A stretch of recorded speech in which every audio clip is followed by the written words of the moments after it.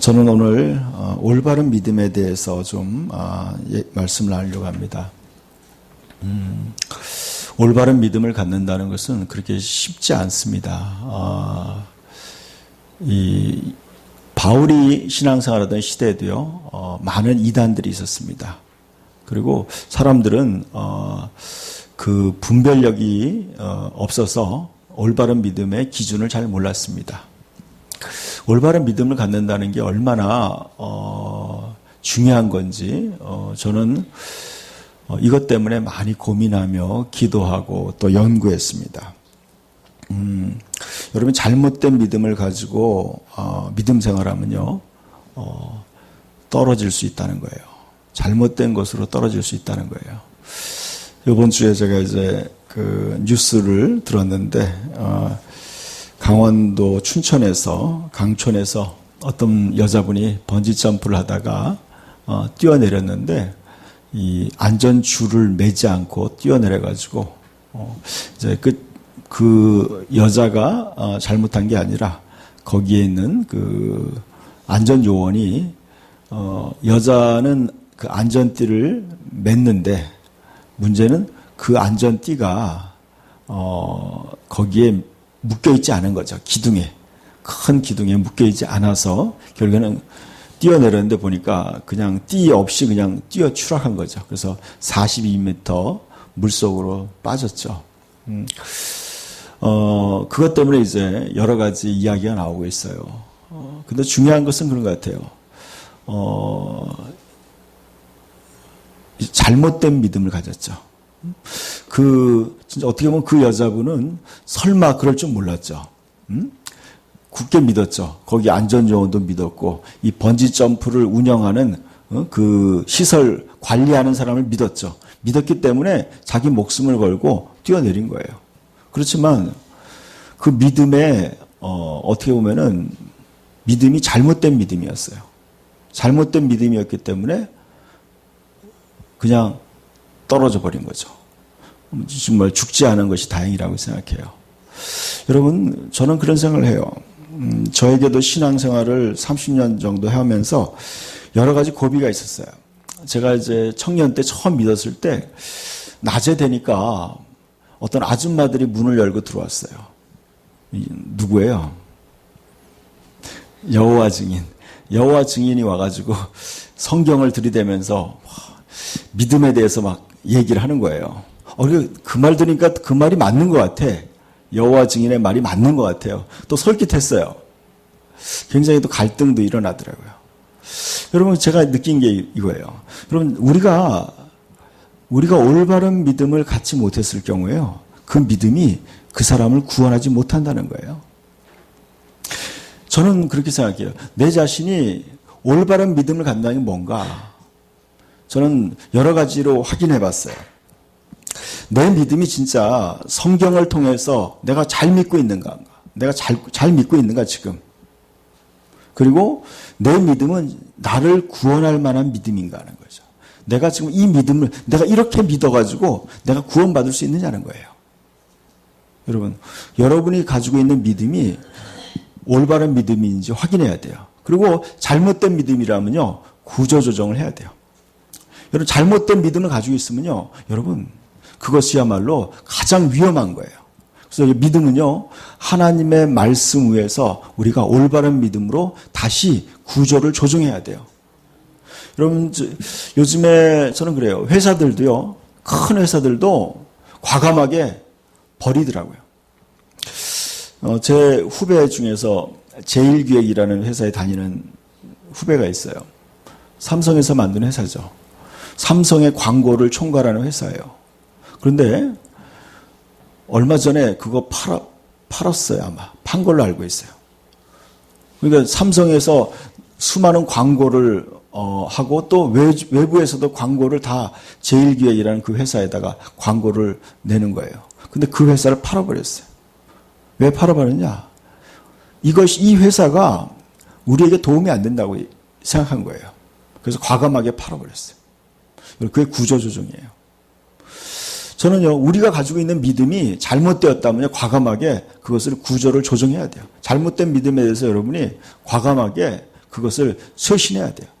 하나님이 보기에 잘못된 믿음. 그럼 잘못된 믿음은 이거예요. 제가 느끼는 거예요. 하나님이 우리 안에서, 내 안에서 거하실 불편한 믿음이에요. 하나님이 여러분 안에서 편안히 거할 수 있는, 하나님이 함께 할 수 있는 믿음이 필요한 거예요. 그러니까 여러분 믿음이 여러분의 삶을 구원하고 여러분이 순간순간 하나님과 함께하는 걸 경험해야 돼요. 그래서 살아있는 믿음, 바른 믿음을 가져야 돼요. 저는 오늘 올바른 믿음에 대해서 바울이 갈라디아 교회의 교인들에게 얘기했어요. 갈라디아 지방에 있는 교회가 굉장히 신앙생활을 잘했는데 어느 순간부터 잘못된 믿음을 갖기 시작하면서 교회가 변질되었어요. 그래서 바울이 그렇게 얘기했어요. 5장 1절에 보니까 그리스도께서 우리를 자유롭게 하려고 자유를 주셨으니 그러므로 굳건하게 서서 다시는 종의 멍에를 매지 말라. 이 말은 뭐냐면요. 하나님의 아들의 자유로운 믿음을 줬는데 어느 순간에 종의 믿음을 가진 거예요. 종의 믿음.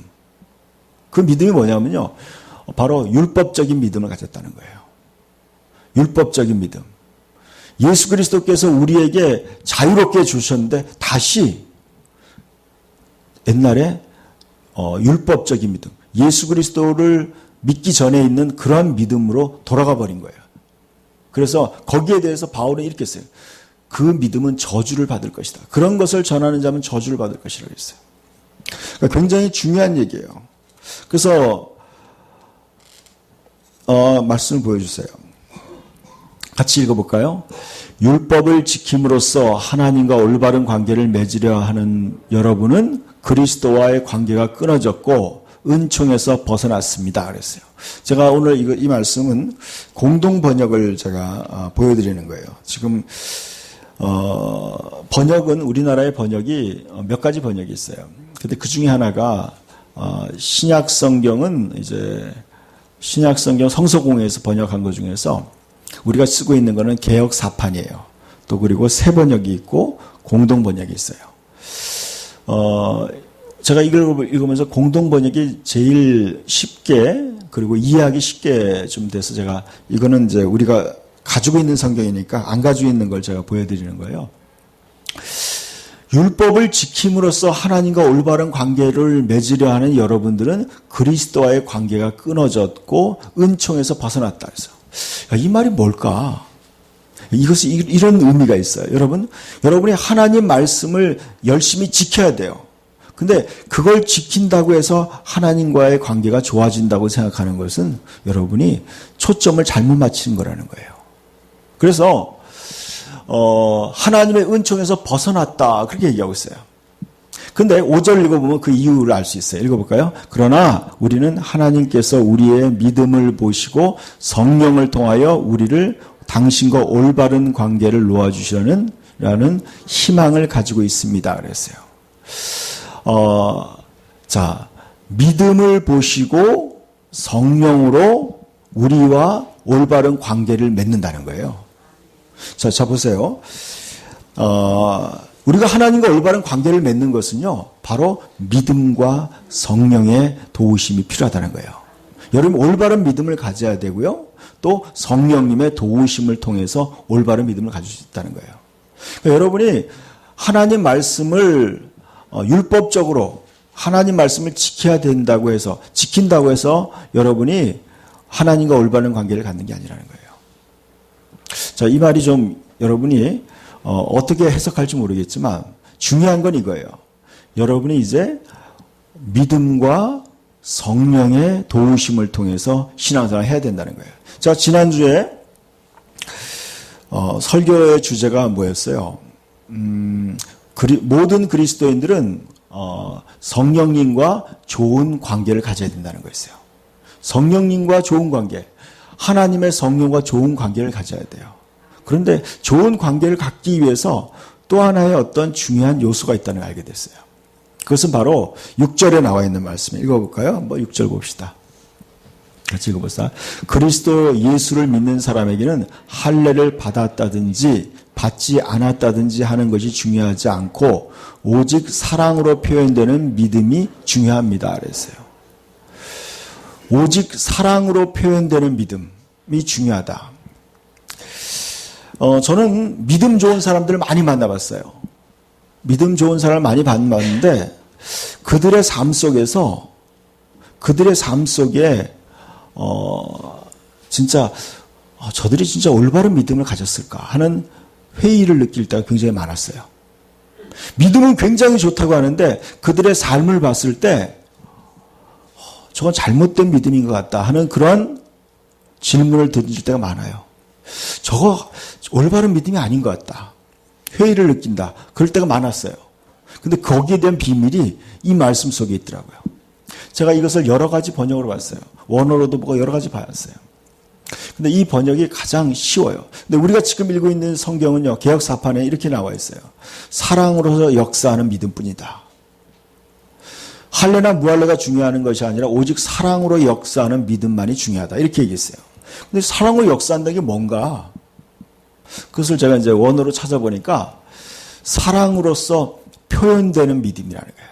사랑으로, 믿음이요, 사랑으로 to work라고 했어요.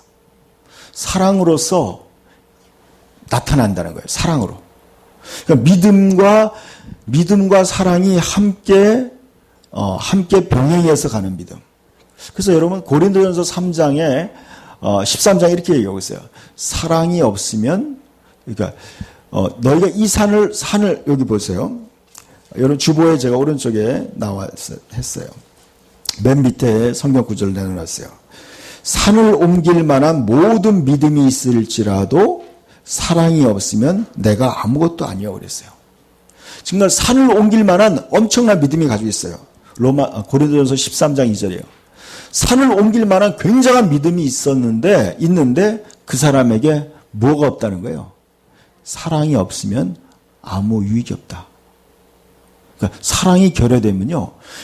사랑이 결여될 때 그 믿음은 올바른 믿음이 아니라는 거예요. 올바른 믿음이 아니에요. 저는 이것 때문에 오랫동안 고민했어요. 도대체 올바른 믿음이 뭔가? 그것은 바로 사랑으로 표현되는 믿음이에요. 사랑으로 표현돼요. 오른쪽에 제가 요즘에 쓰는 책에 정리를 했어요. 오른쪽에 한번 봅시다. 주보 가운데 한번 읽어봅시다. 오른쪽에. 믿음은 사랑이 동기가 되고 사랑으로 표현돼야 한다. 하나님은 사랑이시므로 사랑을 따라 일하신다. 우리 또한 사랑이 동기가 되어 사랑으로 믿음이 표현돼야 한다. 그리스도 예수를 믿는 사람에게는 할례를 받았든지 받지 않았다든지 하는 것이 중요하지 않고 오직 사랑으로 표현되는 믿음만이 중요합니다. 사랑을 받는 자녀같이 너희는 하나님을 본받는 자가 되고 그리스도께서 너희를 사랑하신 것 같이 너희도 사랑 가운데서 행하라. 사랑하지 아니하는 자는 하나님을 알지 못하나니 이는 하나님은 사랑이심이라. 산을 옮길 만한 모든 믿음이 있을지라도 사랑이 없으면 내가 아무것도 아니요 그랬어요. 자, 다음 말씀도 보여주세요. 좀 아까 읽은 거죠. 에베소서 5장 1절이에요. 그러므로 사랑받는 자녀같이 너희는 하나님을 본받는 자가 되고 그랬어요. 그리스도께서 너희를 사랑하신 것 같이 너희도 사랑 가운데서 행하라. 자, 결론적으로 에베소서는 교회를 향한 특별한 메시지예요. 근데 교회를 향한 또 에베소 교회는요, 사도 바울이 2년 동안 두란노에서 말씀을 강론했던 굉장히 중요한 교회예요. 소아시아에서 가장 중요한 교회였어요. 이 에베소 교회는요, 요한계시록에서도 예수님이 첫 번째로 찾아가서 첫 번째로 경고한 교회예요. 그 교회에 대해서 이렇게 얘기했어요. 사도 바울이 결론적으로 얘기했어요. 그러므로 사랑을 받는 자녀같이, 하나님께 사랑받는 자녀같이 너희는 하나님을 본받는 자가 되라 그랬어요. 그럼 과연 어떻게 하는 게 하나님을 본받는 것인가? 어떻게 하는 것이 하나님의 자녀답게 살아가는 것인가? 어떤 것이 올바른 믿음인가? 그것은 바로 그리스도께서 너희를 사랑하신 것 같이 너희도 사랑 가운데 생활하는 거예요. 사랑 가운데서. 사랑을 삶에 실천할 때 그것이 바로 하나님을 본받는 자라는 거죠. 저는 지난주에 그랬어요. 성령님과 교통하고 성령님과 가장 가까이 지낸다는 게 뭘까? 그것의 구체적인 방법이 뭐예요? 사랑 가운데서 행하는 거예요. 하나님은 사랑이에요. 그래서 그렇기 때문에 여러분의 사랑을 삶 속에 사랑을 따라서 생활할 때요. 하나님이 여러분과 함께하는 걸 경험하게 되는 거예요. 그게 가장 여러분 인생을 복되게 하고 행복하게 하는 거예요. 사랑은요, 모두가 만족한 거예요. 제가 교회 생활을 하면서 이런 걸 경험했어요. 목사답게 신앙생활 하려고 그랬어요. 목사답게 신앙생활 하려고 했더니 제가 불편하고 힘들더라고요. 왜냐면요, 그냥 너무나 이렇게 좀 근엄해 보여야 되고 또 하여튼 좀 불편하더라고요. 근데 어느 순간에 내가 그냥 사람들과 같이 하나가 되어서 어울려서 지내는 그것이 하나님이 기뻐하는 신앙생활이라는 걸 알게 됐어요. 그러면 같이 하나님과 함께 성도들과 같이 한 마음이 되고 함께 사랑을 나누는 거예요. 함께 하나가 되는 거예요. 그리고 그것이 사랑 가운데 있으니까 나도 행복하고 같이 행복해지는 거예요. 제가 이걸 깨닫게 됐어요. 점점 깨닫게 됐어요. 자, 그 다음 말씀도 한번 보여주세요. 요한일서 4장에 있는 말씀인데요. 읽어볼까요? 사랑하는 자들아, 우리가 서로 사랑하자. 사랑은 하나님께 속한 것이니 사랑하는 자마다 하나님으로부터 나서 하나님을 알고 사랑하지 아니하는 자는 하나님을 알지 못하나니 이는 하나님은 사랑이심이라 그랬어요. 안전한 믿음이 뭔가? 안전한 믿음은요, 뭐냐면 하나님을 내가 알고 하나님이 나를 아는 거예요. 그러니까 하나님을 경험하는 믿음이에요. 그러니까 여러분, 내가 천국 갈지 안 갈지 고민할 필요가 없더라고요. 왜냐하면 내가 하나님을 알고 하나님이 나를 아는 거예요. 하나님이 나를 어떻게 생각하시는지 내가 알겠어요. 하나님과 동행하니까요, 그런 걱정할 필요가 없어요. 여러분이 사랑 가운데서 믿음 생활을 하는 거예요. 사랑으로서, 사랑으로 표현하는 믿음. 제가 우리가 힘든 것 중에 하나가 그거예요. 사람들과의 관계가 힘들어요. 사람들과의 관계가 힘들죠. 그 힘든 게 뭔지 아세요? 그 사람이 틀리기 때문에 힘든 거예요. 그 사람이 올바르지 않기 때문에 힘든 거더라고요. 그 사람이 하는 행동이 마음에 안 들어요. 힘들어. 그런데요, 그렇게 그 사람에 대해서 안 좋은 마음을 갖기 시작하니까요, 내가 힘든 거예요. 내가 힘들더라고요. 근데 내 안에 계신 성령님이 저한테 그러는 거예요. 내가 너를 사랑한 것처럼 너도 저를 사랑하라. 그 말씀이 자꾸 내 마음속에 자꾸 떠오르는 거예요. 내가 너를 사랑한 것처럼 너도 그를 사랑하라. 그게 무슨 뜻이에요?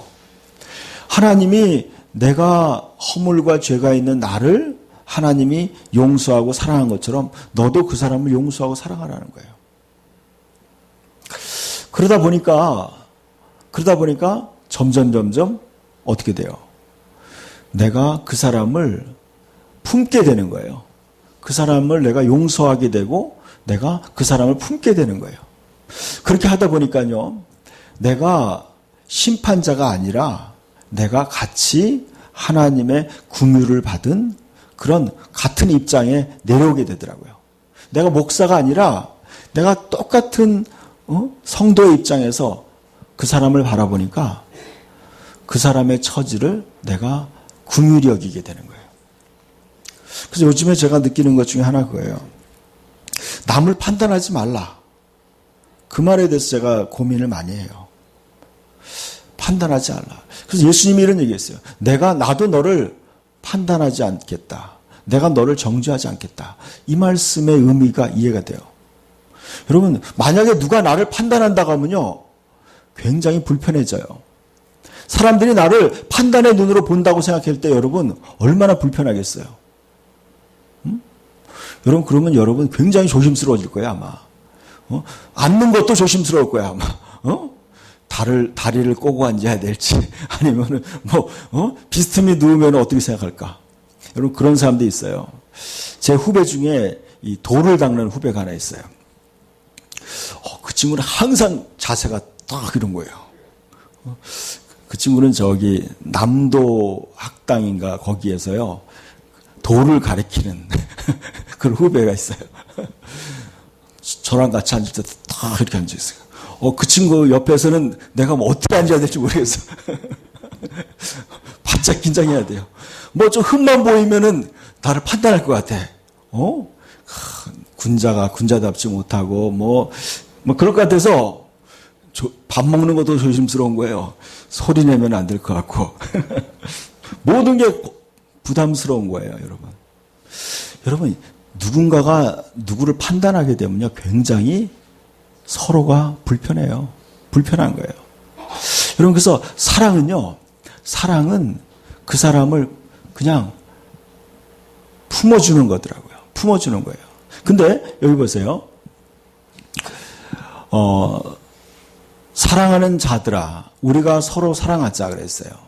자, 사랑은 하나님께 속한 것이니 그랬어요. 제가 영어 성경으로 보니까 이렇게 표현하고 있어요. 우리가 서로 사랑하자. 우리는 사랑은 하나님으로부터 온 것이다. 사랑은 하나님으로부터 온 것이고, 그 전에 뭐라고 하냐면, 우리는 하나님으로부터 태어났다고 얘기하고 있어요. 자, 우리는 물과 성령으로 하나님으로부터 우리 다시 태어났어요. 우리 하나님의 생명으로 다시 태어난 거예요. 근데 하나님의 생명으로 다시 태어났는데, 그래서 그 하나님의 성품이 뭐예요? 하나님은 사랑이에요. 자, 우리는 사랑의 본성을 가지고 태어난 거예요. 그래서 그 사랑을 우리는 흘러보내야 된다는 거예요. 하나님의 사랑을 우리는 나타내고 표현할 때 어떻게 돼요? 하나님을 더 깊이 알 수 있다는 거예요. 여러분, 사랑을 하니까 하나님의 마음을 이해할 수 있더라고요. 하나님의 마음을 이해할 수 있어요. 여러분, 사랑의 마음으로 사람들을 보세요. 사랑의 마음으로 보면요, 그 사람의 장점이 보이더라고요. 사람이 사랑스럽게 보여요. 그냥 그 사람의 허물과 죄를 다 용서할 수 있고요. 사랑으로 보는 거예요. 여러분, 시간이 지나고 나면요, 제일 아쉬운 게 뭐냐면요, 더 사랑하지 못한 게 아쉬운 거예요. 더 사랑하지 못한 게 항상 미안한 거예요. 여러분, 사랑하지 아니하는 자는 하나님을 알지 못한다고 그런 거예요. 여러분, 사랑을 실천할 때요, 하나님을 알게 돼요. 요한복음 14장인가요? 예수님이 이렇게 얘기했어요. 내 계명을 지키는 자라야 나를 사랑하는 자니, 나를 사랑하는 자는 아버지께 사랑을 받을 것이요, 우리가 그에게 와서 거처를 그와 함께 하리라 그랬어요. 우리가 사랑을 실천할 때요, 하나님께서 우리 마음이 바로 하나님의 집이에요. 근데 여러분이 하나님이 여러분의 집에 찾아오신 거예요. 하나님이 성령으로 우리 집에 찾아오신 거예요. 우리 마음에 찾아왔어요. 그런데 여러분이 사랑하는 사람이 되지 않으면요, 하나님이 우리 집 안에 와서 편안해 살 수가 없는 거예요. 하나님은 우리 집 안에 내 마음에 와서 편히 살 수가 없어요. 나도 피곤하고 다 피곤한 거예요. 서로 피곤해요. 어떻게 보면요, 사랑은 무장을 해지시켜요. 여러분, 사랑하면요, 편한 거예요. 편해. 사랑하면 편해져요. 그래서 여러분, 집에 들어가면 사람들이 편하잖아요. 왜냐하면 사랑받기 때문에 집에서 편하게 지낼 수 있는 거예요. 사랑받기 때문에. 여러분, 하나님은 사랑이에요. 그런데 그럼 과연 사랑은 과연 어떻게 사랑인가? 구체적으로. 여러분, 사랑을 해야 되는 걸 알고 있어요. 사랑하고 살아야 돼요. 이제 사랑에 대해서 고린도전서 13장을 한번 봅시다. 고린도전서 13장.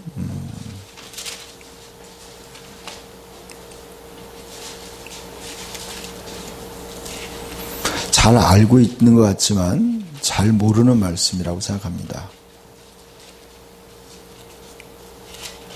너무나 고린도전서 12장 31절부터 봅시다. 12장 마지막 절부터 봅시다. 시작. 너희는 더욱 큰 은사를 사모하라. 내가 또한 가장 좋은 길을 너에게 보이리라 그랬어요. 너희는 더욱 큰 은총을 사모하라고 다른 버전이 나와 있다. 은총. 하나님으로부터 큰 은혜 받는 것이 무엇인가? 또 가장 좋은 길. 인생에서 최선의 길이 뭐냐? 최선의 길. 여러분, 우리는 뭔가 선택해요. 어떤 사람은 돈을 추구하는 길을 따라가요. 어떤 사람은 명예를 따라가요. 어떤 사람은 뭐예요? 뭔가 성공과 취미를 따라가는 사람이 있어요. 근데 가장 좋은 길이 뭐냐? 사랑을 따라가는 길이라는 거예요. 사랑이 최선의 길이라는 거예요. 이것이 뭐예요? 하나님이 가는 길이에요. 하나님이 가시는 길이에요. 자, 읽어봅시다. 13장 1절부터 내가 사람의 방언과 천사의 말을 할지라도 사랑이 없으면 소리나는 구리와 울리는 꽹과리가 되고 내가 예언하는 능력이 있어 모든 비밀과 모든 지식을 알고 또 산을 옮길 만한 모든 믿음이 있을지라도 사랑이 없으면 내가 아무것도 아니요. 내가 내게 있는 모든 것으로 구제하고 또 내 몸을 불사르게 내어줄지라도 사랑이 없으면 내게 아무 유익이 없느니라 그랬어요. 여러분이 큰 믿음을 가지고 기도도 많이 하고 성경 말씀도 많이 알고 방언 기도도 많이 하고 또 여러분이 또 뭐예요? 여러분이 가진 돈을 가지고 이 사람 저 사람 많이 도와준다고 할지라도요. 사랑이 사랑으로 표현하는 믿음, 사랑으로 역사하는 믿음이 없으면요. 그것은 유익이 없다는 거예요. 없어요, 여러분. 이것 때문에 세상 사람들이 손가락질하는 거예요. 믿음이 있다고 막 열광적으로 하는데요. 사람들이 볼 때 그것은 잘못된 믿음이라고 생각하는 거예요. 그 올바른 믿음이 아니라고 생각하는 거예요. 여러분, 올바른 믿음, 하나님이 기뻐하는 믿음, 그것은 바로 사랑과 사랑으로 표현하는 믿음이에요. 그것은 무엇이냐? 4절부터 읽읍시다.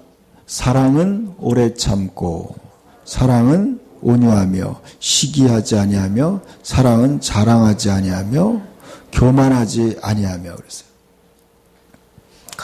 여러분, 사랑은 오래 참는다고 얘기했어요. 오래 참는다. 오래 참아주는 거예요. 오래 참아주는 거예요. 그 사람이 잘할 때까지 참아주는 거예요. 사랑하면 기회를 주는 거예요. 사랑하면 기회를 줘요. 그럼 아이들이 잘할 수 없죠. 수없이 실수하죠. 그런데 부모는 사랑하기 때문에 계속 기회를 주는 거예요. 틀려요. 말도 틀리게 하고요. 또 올바르게 행동 못할 때가 있어요. 그러나 계속 기대하는 거예요. 저것이 인간이 될까? 그런데 저게 공룡이 될지 인간이 될지 알 수 없잖아요. 그런데 여러분 사랑하니까요. 기대를 하는 거예요. 기대하는 거예요. 오래 참아주는 거예요. 그리고 어떻게 해요? 온유하다 그랬어요. 온유하다. 사랑은 온유하다. 여러분, 온유한 자는 땅을 차지한다고 그랬어요. 예수님도 온유하다고 그랬어요. 여러분, 이 온유가 하나님의 성품이더라고요. 여러분, 성질 죽여야 돼요. 날카로운 성격 죽여야 돼요. 아멘이 없네. 죽여야 돼요, 진짜. 다 죽여야 돼. 나이가 들면 들수록요, 여러분 온유하지 않으면 여러분 살아날 수 없어요. 솔직히 얘기해서요. 여러분 가면 갈수록 온유하지 않으면 여러분 남을 수 없어요. 진짜예요. 성질 부리다가 말년에 큰일 당해요. 성질 죽여야 돼. 말년에 큰일 당해요. 여러분 온유한 게 좋아요. 온유해져야 돼요. 저도요, 굉장히 이렇게 온유해지려고 노력해요. 여러분, 이게 사랑의 속성이에요. 자꾸 온유해져야 돼요. 온유하고, 그 다음에 뭐예요? 시기하지 아니하고. 시기하지 않아요. 잘 되길 바라요. 나의 유익을 구하지 않는 거예요. 상대방이 잘 되기를 바라요. 진짜. 시기하지 아니하고, 사랑은 자랑하지 아니하며, 교만하지 않는다. 자랑하지 않고, 교만하지 않는 거예요. 얼마나 어려운 거예요. 여러분, 사랑이 어려워요. 여러분, 굉장히 어려운 거예요. 어려워요. 그래서 여러분, 예수님이 명령한 거예요. 쉽다면 뭘 명령해요? 이것은요, 지금 얘기하는 건 인간의 힘으로 할 수 없는 사랑이에요.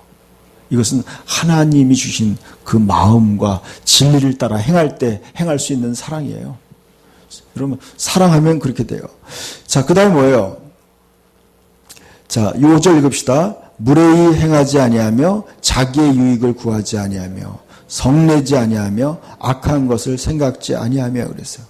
무례하게 행하지 아니하며 무례하게 그리고 자기의 유익을 구하지 않는다. 자기의 유익을 구하지 않는 거예요. 자기의 유익. 상대방의 유익을 구하는 거예요. 그 사람의 유익을 위해서. 그 다음에 뭐예요? 성내지 아니하며 악한 것을 생각지 아니하며. 제일 어려운 것이 저는 이거라고 생각해요. 악한 것을 생각하지 않는 거예요. 상대방의 악한 것을 내가 잊어버려 주는 거예요. 기억하지 않는 거예요. 여러분, 하나님이 우리를 사랑할 때 바로 이것을 사용했어요. 이렇게 했어요. 우리의 죄를 동에서 서가 먼같이 옮겼다고 그랬어요. 그래서 여러분, 우리의 악한 것을 하나님이 어떻게 했느냐? 염소에게, 아세살 염소에게 다 뒤집어 씌워요. 우리의 죄를 다 고백해서 그 염소가 돌아올 수 없는 광야로 보내는 거예요. 우리의 악한 것을 하나님이 잊어버려 주는 거예요. 잊어버려 주고. 또 하나는 한 마리는 어떻게 하느냐? 우리의 죄를 뒤집어 쓴 채 죽어주는 거예요. 대신 죽는 거예요. 악한 것을. 여러분, 이것이 어려운 거예요, 여러분. 여러분이 이것은 뭐예요? 하나님의 마음을 가졌을 때만이 이것은 가능한 거예요. 상대방이 나에게 힘들게 했던 것을요, 내가 잊어버리려면요, 얼마나 어렵겠어요. 저는 얼마 전에 그걸 봤어요. 법정에서, 미국인 것 같아요. 어떤 노인네가 그런 거예요. 자기 자식을 죽인 살인범한테 그러는 거예요. 내가 너를 용서한다 그런 거예요. 그러니까요, 그 살인범이, 뻔뻔한 살인범이요, 나중에 울더라고요. 우는 거예요. 용서한다. 여러분, 사랑은요, 너무 어려운 거예요, 여러분. 너무 어려운 거예요. 우리의 죄악을, 나에게 지은 그 죄를 내가 용서하는 거예요. 여러분, 이것은요, 그리스도의 마음을 갖기 전에는 할 수 없는 거예요, 여러분. 그러니까요, 여러분, 사랑을 할 때 하나님을 알게 돼요. 하나님이 그 사람과 함께 하게 되는 거예요. 여러분, 이게 어렵기 때문에 사람들은요, 믿음은 좋지만 사랑이 약할 수밖에 없는 거예요. 저는 그래요. 우리가 올바른 믿음을 갖는 게 뭘까? 진짜 좋은 믿음이 뭘까? 여러분, 이 어려운 이 사랑을 내가 도전하고 계속 힘쓰는 거예요. 더 힘쓰는 거예요. 악한 것을 생각지 않는 거예요. 그리고 어떻게 되세요? 불의를 기뻐하지 아니하며. 여러분, 사랑한다고 해서 모든 것을 다 용납하는 게 아니에요, 여러분. 바르지 못한 거를 그냥 용납하는 거 아니에요. 여러분, 사랑은 불의를 기뻐하지 아니에요. 잘못된 거와 화합하지 않는 거예요. 그리고 어떻게 돼요? 진리와 함께 기뻐한다는 거예요. 진리와 함께 기뻐하고 모든 것을 참으며 모든 것을 믿으며 모든 것을 바라며 모든 것을 견디는 거예요. 여러분, 사랑하게 되면은 가정을 포기하지 않는 거예요. 사랑하게 되면요, 여러분, 사람을 포기하지 않아요. 저는 기도해요. 하나님, 내가 사람들을 사랑할 수 있게 해달라고 기도해요. 사랑할 수 있게 해달라고 기도해요. 제 힘으로 안 되더라고요. 사랑할 수 있게 기도해야 돼요. 그래서 어떻게 돼요? 다음 말씀 누구예요? 자, 읽읍시다. 같이 읽어볼까요? 7절부터 읽읍시다. 모든 것을 참으며 모든 것을 믿으며 모든 것을 바라며 모든 것을 견디니라. 사랑은 언제까지나 떨어지지 아니하되 예언도 패하고 방언도 그치고 지식도 패하리라. 우리는 부분적으로 알고 부분적으로 예언하니 온전한 것이 올 때에는 부분적으로 하던 것이 패하리라 그랬어요. 이 말씀을 어떤 사람이 이렇게 얘기했어요. 뭐 방언이 끝났다고 얘기하는 거예요. 온전한 것이 올 때는 부분적으로 하던 것이 다 패한다. 성경 66권이 완성되면서 그것이 온전한 거기 때문에 다 끝났다는 거예요. 그것은요, 성경을 잘못 이해한 거예요. 성경이 이렇게 얘기하고 있어요. 데살로니가전서에 예언을 멸시치 말고 성령을 소멸하지 말라고 그랬어요. 여러분, 지금도 예언이 있어요. 이 온전한 것이 올 때는 뭐예요? 하나님의 나라가 올 때를 얘기하는 거예요. 하나님이 도래할 때를 얘기하는 거예요. 자, 왜 그 말이 맞는지 보세요. 온전한, 그 다음 말씀도 읽어보세요. 같이 읽어볼까요? 내가 어렸을 때는 말하는 것이 어린아이와 같고 깨닫는 것이 어린아이와 같고 생각하는 것이 어린아이와 같다가 장성한 사람이 되어서는 어린아이를 버렸노라. 우리가 지금은 거울로 보는 것 같이 희미하나 그때는 얼굴과 얼굴을 대하여 볼 것이요. 지금은 내가 부분적으로 아나 그때는 주께서 나를 아신 것 같이 내가 온전히 알리라. 그랬죠. 여러분, 아까 그 온전한 것이 올 때가 뭐라는 거예요? 그때죠, 그때. 그때는 뭐예요? 그때는 뭐냐? 주님을 만나는 그때예요. 주께서 나를 아신 것 같이 내가 온전히 안다는 거예요. 언제냐? 그것은 그때는 뭐예요? 얼굴과 얼굴을 대하여 보는 거예요. 주님을 지금은요, 영적으로 보지만, 믿음으로 보지만, 그때는 예수님을 똑바로 볼 수 있다는 거예요. 그게 바로 온전한 것이 이루어지는 때예요. 그때. 그때는 여러분, 그때까지 우리는 우리의 믿음을 지켜야 돼요. 13절 읽어봅시다. 그런즉 믿음, 소망, 사랑은 이 세 가지는 항상 있을 것인데 그 중에 제일은 사랑이라 그랬어요. 여러분, 예수님이 천국에 갔을 때는요, 그때는 소망이 필요 없어요. 소망이 다 이루어졌으니까 필요 없죠. 그때는 믿음이 다 그냥 다 믿어지는 거죠. 그때 뭐 이미 다 이루어졌으니까 다 믿어지죠. 근데 그때까지도 계속 지속되는 것이 남아있는 게 뭐예요? 사랑이라는 거예요. 사랑이라는 거예요. 여러분, 그래서 어떤 사람이 과연 영적으로 성숙한 사람이냐? 장성한 사람이 되어서는 어린아이를 버렸다. 장성한 사람은 뭐예요? 하나님의 사랑의 성품으로 우리의 체질이 변화되는 사람을 얘기하는 거예요. 여러분, 사랑은요, 하나님의 성품이고 새로운 피조물의 삶의 방식이에요. 여러분, 그렇기 때문에 이거는요, 쉽지 않아요. 여러분, 끊임없이 여러분이 하나님의 사랑으로 살아가려고, 반응하려고 여러분 애써야 돼요. 사랑하려고 애써요. 그럴 때요, 여러분은 뭘 경험하게 되냐면 하나님의 임재를 경험하게 돼요. 그리고 하나님이 함께 하신 걸 경험하게 돼요. 진짜 사랑이 하나님이 실제로 느껴지는, 경험되는 거예요. 생활 속에서 하나님이 나와 함께 경험하게 되는 거예요. 그것은 올바른 믿음이고요. 살아있는 믿음이에요. 그래서 여러분, 7개의 교회가 예수님에게 평가를 받았어요. 그 중에 가장 칭찬받은 교회가 있어요. 어떤 교회예요? 빌라델피아 교회예요. 빌라델피아.